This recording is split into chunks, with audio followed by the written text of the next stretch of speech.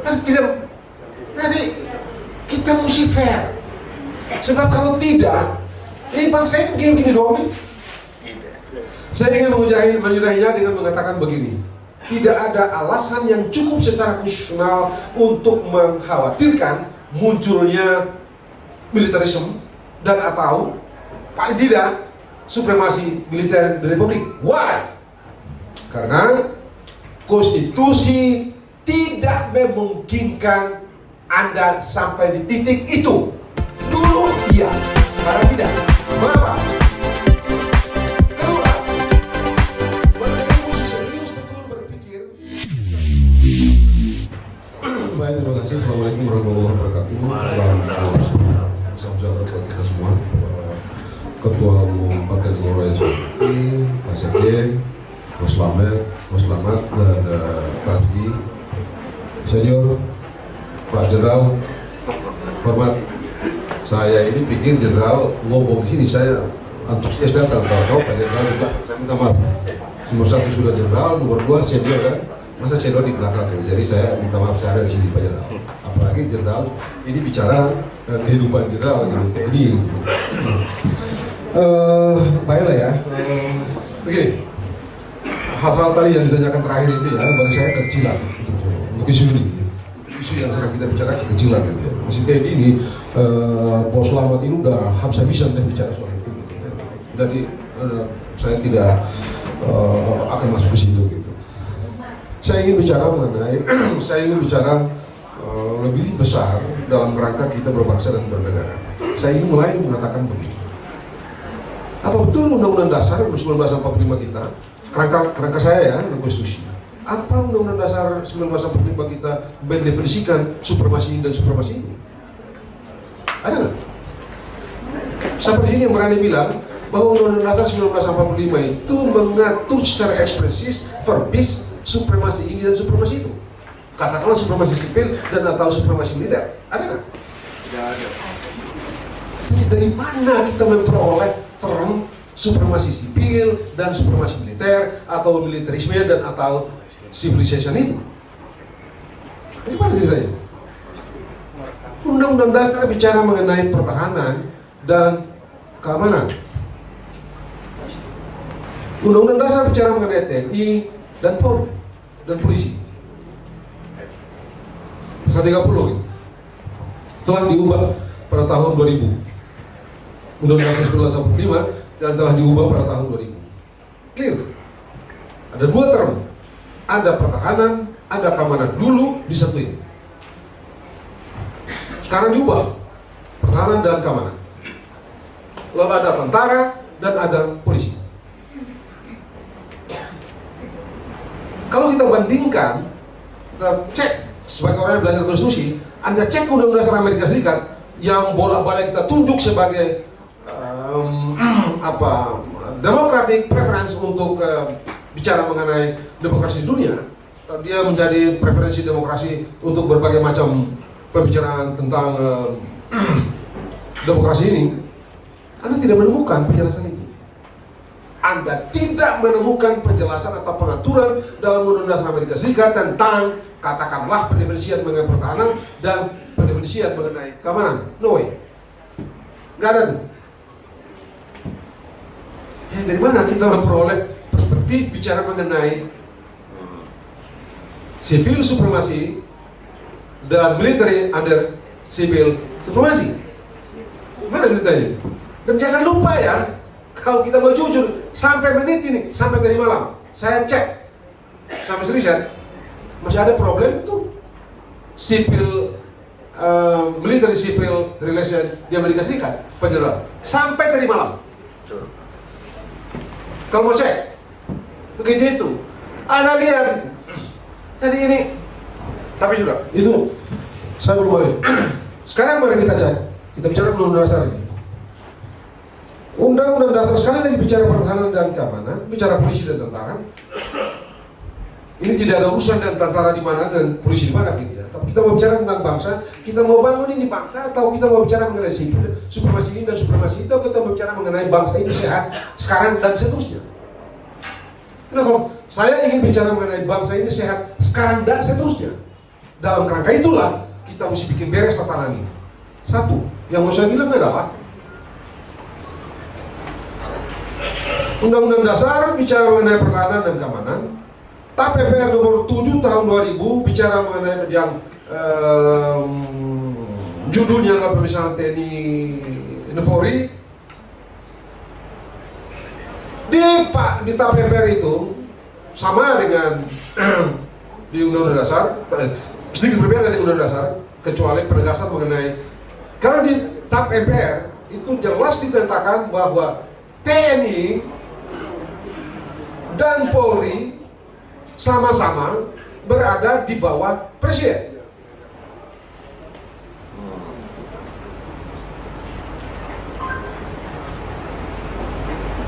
Kalau di Undang-Undang Dasar pasal 10 Undang-Undang Dasar 1945, Presiden itu dalam tanda petik bahasa kerennya, bahasa hari-harinya, bosnya Angkatan Darat, bosnya Angkatan Laut, bosnya Angkatan Darat. Panglima tertinggi, orang sebut bola-balik bicara mengenai panglima tertinggi. Sama juga di Amerika itu, Presiden juga panglima tertinggi dari Angkatan Laut dan termasuk polisi. Soal kita sekarang adalah secara manajemen konstitusi, TNI tidak bisa rumuskan polisi politik, pertahanan, apalagi keamanan. TNI tidak bisa bicara secara politik mengenai anggarannya sendiri. Dia tidak bisa, kalau butuh senjata berapa banyak, nggak bisa beli sendiri tuh. Nggak bisa pergi ke sana ke DPR, lalu bicara DPR bla bla bla bla bla. Jadi ini organisasi apa lima misalnya begitu. Ke sana ke DPR, lalu bicara dengan DPR, anggarannya saya mau beli tank sekian, saya mau beli nuklir sekian, saya mau beli senjata sekian, nggak bisa. Mengapa begitu? Karena dia diletakkan di bawah Departemen Pertahanan. Semua polisi, administrasi polisi itu ada di bawah Kementerian Pertahanan. Kementerian Pertahanan yang mendefinisikan semua itu. Kementerian Pertahanan pula yang mendefinisikan polisi mengenai pertahanan kita. Pertanyaan sekarang, siapa yang mendefinisikan keamanan nasional kita? Secara konstitusi, saya tidak usah dengan politik-politik yang kecil ini. Saya mau tanya sekarang, forum ini, siapa di negara ini yang mendefinisikan, yang diberikan kewenangan, mendefinisikan postur dan kebijakan keamanan nasional kita? Pertahanan, Menteri Pertahanan. Teknisnya perumusannya pasti bicara dengan Panglima dan berapa kepala staf angkatan itu. Keamanan siapa? Soal yang kedua dari segi konstitusi, Undang-Undang Dasar bicara mengenai pertahanan dan keamanan. Kita cuma punya Kementerian Pertahanan, ya nggak Pak Jenderal? Apa keamanan tidak penting? Lalu siapa yang mengurus keamanan? Dari segi politik konstitusi ya, saya tidak bicara teknis-teknis. Tentara diurusi oleh Departemen Pertahanan untuk urusan dalam rumahnya, termasuk mendefinisikan soal postur keamanan, postur pertahanan. Polisi cuma ada Mabes, Polri, langsung ke, begitu ya Pak Jenderal, langsung ke Pak Presiden. Saya senang sekali tadi Pak Slamet itu bicara, karena saya senang karena kebetulan juga sama dengan saya. Sudah cukup lama saya bicara, tidak ada tiran di dunia ini yang tidak punya dua alat. Orang jahat, penguasa jahat di dunia ini cuma punya dua alat. Dua alat itu adalah senjata guns, and law, hukum. Di dunia ini cuma ada dua itu. Cek mulai dari rumah kuno sampai dengan saat ini, cuma ada dua. Penguasa jahat itu cuma punya dua alat, senjata dan hukum. Tentara ini, jenderal ini, hanya bisa gunakan senjata itu kalau ada keadaan yang dijustify secara undang-undang dasar, baru bisa pakai baru bisa letusin itu senjata kan Pak Jenderal. Kalau ada perang, dan untuk menyatakan perang, Presiden memang punya kewenangan itu, tapi mesti bicara dengan DPR.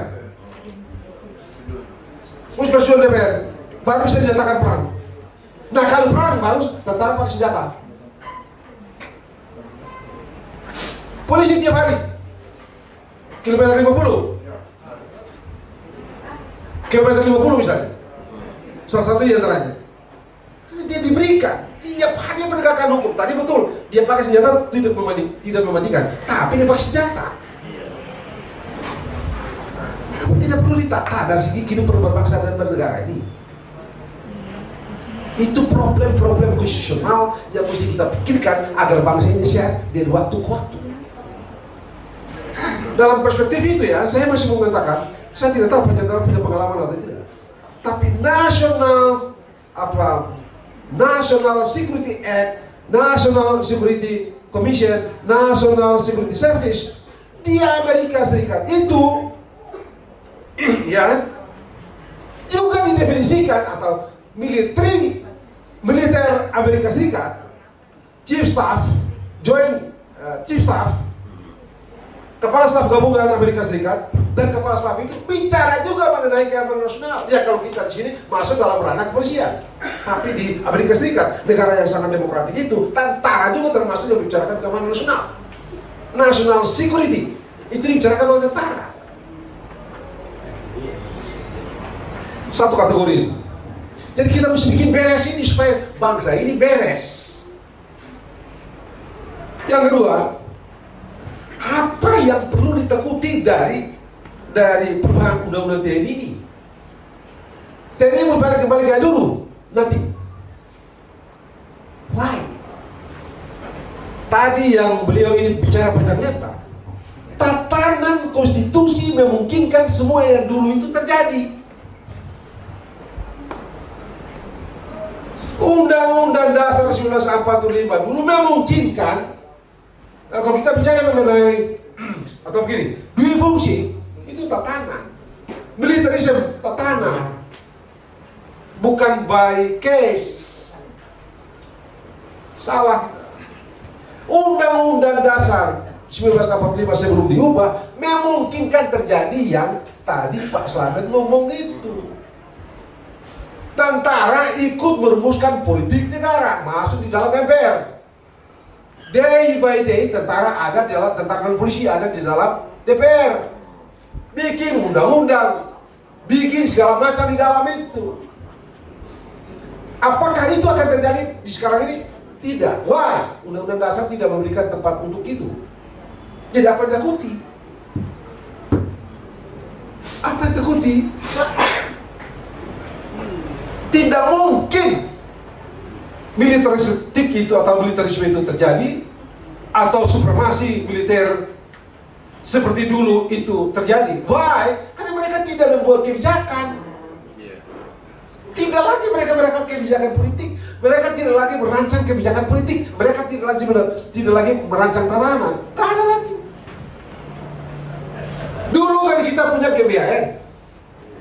Oke, GBHN itu dibikin oleh MPR. Tetapi kan kita tahu itu dibikin oleh Wantanas kan itu di masa lalu gitu ya, Pak Jenderal.